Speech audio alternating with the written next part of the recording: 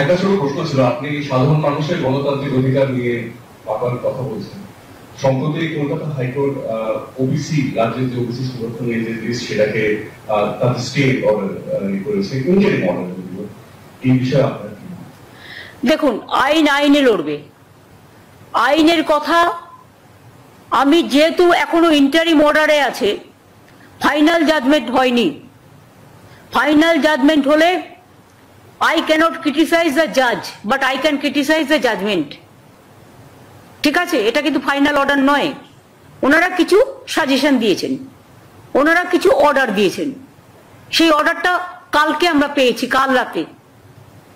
ওটা নিয়ে স্টাডি করছেন লিগাল টিমের লোকেরা, এবং কেসটা অলরেডি সুপ্রিম কোর্টের কাছে আমরা 3 মাস টাইম নিয়েছিলাম। এবং আমরা যদি দেখি আইনত কোনটা আমাদের শুট করছে, সুপ্রিম কোর্টের 3 মাস টাইম মোতাবেক আমরা কিন্তু কাজটা করেছিলাম। এবং কাজটা গভর্নমেন্ট করেনি, কাজটা করেছে ওবিসি কর্পোরেশন। এবং সেখানে একজন x senior justice of Calcutta high court সেখানে আছেন।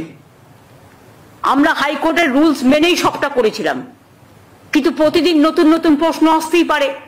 আর আপনারা তো জানেন, সিপিএম আর বিজেপি কখনোই চায় না যে ওবিসি রিজার্ভেশন পাস হোক। এটা তো গরিব লোকেদের জন্য, এটা তো ইকোনমিক ব্যাকওয়ার্ড ক্লাস, যারা সোশ্যালি ব্যাকওয়ার্ড, যারা ইকোনমিক্যালি ব্যাকওয়ার্ড। শিডিউল কাস্ট ভাই বোনদের জন্য রিজার্ভেশন আছে, আমরা চাই থাকুক। ট্রাইবেলদের জন্য রিজার্ভেশন আছে, আমরা চাই থাকুক। যারা এখানে 33% লোক বাস করে, আমরা তো করিনি, দেশভাগের সময় থেকেই আছেন, তাদের অধিকার আমরা কি করে কাটবো? তাদের সম্পত্তি কাটতে হবে, তাদের চাকরি কাটতে হবে, তাদের শিক্ষা কাটতে হবে। তাদের আপনারা মানুষ হতে দেবেন না, মানুষের মতো মানুষ হিসেবে গড়ে তুলবেন না।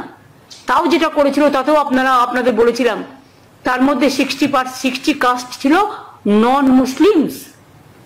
মুসলিম দেখলে আপনাদের গায়ে জ্বালা করে, সেটা আমি জানি।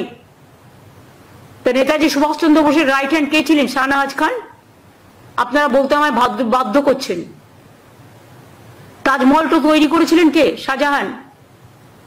কি করে ইতিহাসটাকে মুছবেন বলুন? গান্ধীজি কি বলেছিলেন? ঈশ্বর ও আল্লাহ তেরে নাম সবকো সুমতি দে ভগবান। নজরুল কি লিখেছিলেন? হিন্দু নর মুসলিম ওই জিজ্ঞাসে কোনজন, কান্ডারি বলো ডুবিছে মানুষ সন্তান মোর মার। ভুলে গেছেন?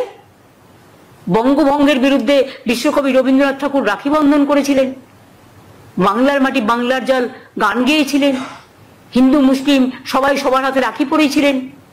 আমরা সব ধর্ম, সব বর্ণ, সব জাতি সবাইকে আমরা মান্যতা দিই, সম্মান করি।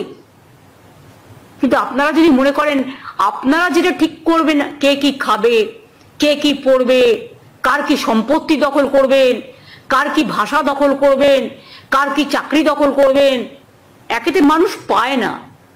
চাকরি সৃষ্টি হচ্ছে আর আপনারা বাধা দিচ্ছেন। একটা করে পিল আর কিল খেচ্ছে, পিল করছেন আর একটা করে কিল খাচ্ছেন, নিজেরা খাচ্ছেন। এটা কিন্তু আপনাদের ওপর বর্তাবে। আপনাদের জন্য আজকে অনেকে চাকরিহীন হয়ে গেছে, এবং আপনারা এটা আটকাচ্ছেন বলে আমার পুলিশ রিক্রুটমেন্টে হাজার হাজার পোস্ট খালি পড়ে আছে, আমি করতে পারছি না। আমার টিচারদের পোস্ট করতে পারছি না। আরো অনেক ভ্যাকেন্সি আছে আমার, অল ডিপার্টমেন্টে আছে, কিন্তু ওবিসি রিজার্ভেশন আমরা করিনি। এটা মন্ডল কমিশনের রেকমেন্ডেশন। ভিপি সিং যখন প্রাইম মিনিস্টার ছিলেন, মনে রাখবেন, বা ভিপি সিং লড়াই করেছিলেন, তখন কিন্তু বিজেপিও ভিপি সিং এর সাথে ছিলেন। তখন কেন এটাকে অপোজ করেননি? সময়ে সাথ দেবেন আর সময়ে মানুষকে অনাথ করে দেবেন, এটা তো হতে পারে না। আপনি কি চান ওরা পড়াশোনা করবে না? তাও তো ওদের টাকাটা আলাদা দেওয়া হয়, কোনো জেনারেল কাস্টের টাকা কাটা হয় না, কারণ এমনিতেই তাদের সংখ্যা কম বলে। এগুলো আমি বুঝি। কাজেই ইকোনমিক্যালি যারা ব্যাকওয়ার্ড, তাদের জন্য 17% আমি আলাদা টাকা দিই শিক্ষার জন্য, এটা মাথায় রাখবেন। আর যদি নিচু থেকে মানুষ উপরে উঠে আসে শিক্ষার দ্বারা, তাতে আপনাদের আপত্তির কি আছে? তাহলে আপনারা যখন অপারেশন করেছিলেন পয়েলগাঁও, তখন আপনারা ম্যাডাম কুরেশিকে কেন বসিয়েছিলেন? যান প্রত্যেকটা আর্মি ক্যান্টনমেন্টে গিয়ে দেখে আসুন। আমি নিজে দেখেছি এয়ারপোর্টে, ইউনাইটেড নেশনসের পিস কিপিং ফোর্সে ইন্ডিয়ান আর্মিরা যাচ্ছে কাজ করতে, পাঞ্জাবিরা গ্রন্থ সাহেব মাথায় করে নিয়ে যাচ্ছেন। মনে রাখবেন, সব জায়গায় কিন্তু সব ধর্ম পালন করতে দেয়। এটা ওদের বৈশিষ্ট্যতা, এটা ওদের বিচিত্রতা। বৈচিত্র্যের মধ্যে ঐক্য। প্রত্যেকটা ক্যান্টনমেন্টে মন্দির আছে, মসজিদ আছে, গুরুদ্বারা আছে, গির্জা আছে, আরো যদি অন্য কোনো বৌদ্ধ ধর্ম আছে, এ আছে, প্রত্যেকটা। আজকে বেলুড় মঠ, যারা সবচেয়ে বেশি হিন্দু ধর্মের, রামকৃষ্ণ পরমহংসদেব, সারদা মা থেকে শুরু করে একেবারে স্বামী বিবেকানন্দ থেকে শুরু করে যাদের ধর্মে আমরা বিশ্বাসী, সেখানে যদি দরগা থাকতে পারে, রাজনীতিটা কোথায় করছেন? গাছ তো যে কোনো কারো বাড়িতে পুঁততে পারে, পবিত্রতার সাথে পুতুন। কিছু কিছু গাছ আছে যেগুলো আমরা দেবদেবীদের বেলপাতা আমরা শিবের মাথায় চড়াই, আমরা মা দুর্গাকে দিই, আমরা মা কালীকে দিই, আমরা বৈষ্ণব মাতাকে দিই, আমরা কৈলাসকে দিই, কাশী বিশ্বনাথকে দিই। আম পাতা, লক্ষ্মীর ঘটে মেয়েরা আম পাতা বসায় বৃহস্পতিবার। তুলসী পাতা, তুলসী ক রকমের হয় জানেন? আমার বাড়িতে 40টা তুলসীর গাছ আছে ওইটুকু জায়গার মধ্যে। তুলসীর মধ্যে আবার লক্ষ্মী আছে, নারায়ণও আছে। আর সব জায়গায় তুলসী গাছ হয় না, সম্মানের সাথে করতে হয়।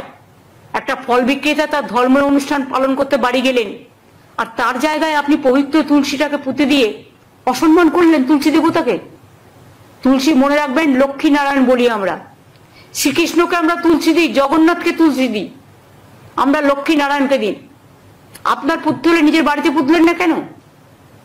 যারই কথা হোক, আমি কাউকে মিন করে বলছি না, আমি প্রত্যেককে বলছি, যারা যারা এই মিন মাইন্ডেড পলিটিক্স করেন, চ্যারিটি বিগিনস এট হোম। আয়নায় নিজের মুখ দেখুন, তারপর অন্যের মুখ দেখবেন। এগুলো অন্যায়, দেবতাদের অসম্মান করা। সব ধর্মের লোকেদের সব ধর্ম পালন করার অধিকার আছে।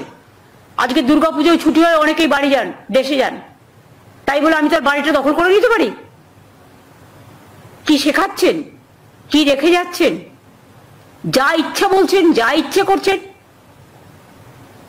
গণতন্ত্র যদি এখানে না থাকতো, তাহলে কি আর আপনি আমার পাড়ার মোড়ে দাঁড়িয়ে আমার উদ্দেশ্যে জুতো ছুটতে গিয়ে বলে না, ধর্মের কল বাতাসে নড়ে, জুতোটা গিয়ে পড়লো আমার একটা পাঞ্জাবি পুলিশের পাগড়িতে।